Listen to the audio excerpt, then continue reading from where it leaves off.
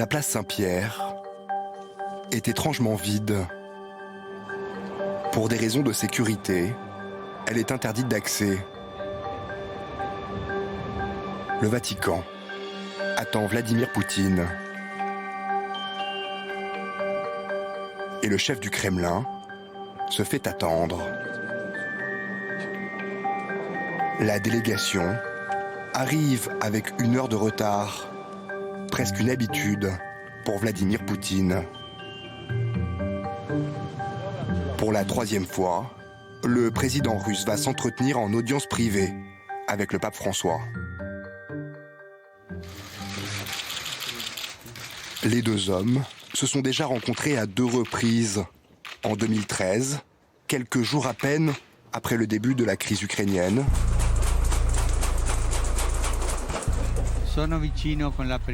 Je suis proche par la prière de l'Ukraine, en particulier de ceux qui ont perdu la vie ces derniers jours et de leurs familles.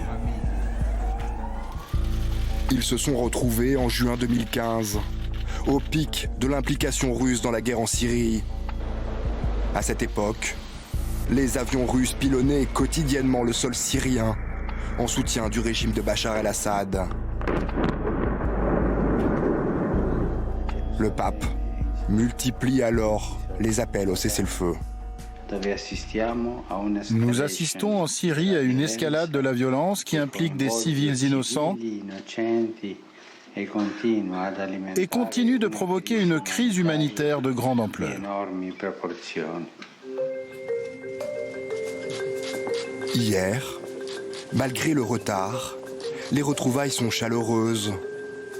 Après la pause, pour les photographes, au même endroit exactement que les années précédentes, les 2 hommes se sont entretenus en privé dans la bibliothèque du palais apostolique. Une discussion en tête-à-tête de 55 minutes. C'est long pour une audience privée avec le pape. Généralement, ces entretiens dépassent rarement les 20 minutes. La discussion aurait porté, selon le Vatican, sur la Syrie, l'Ukraine et le Venezuela.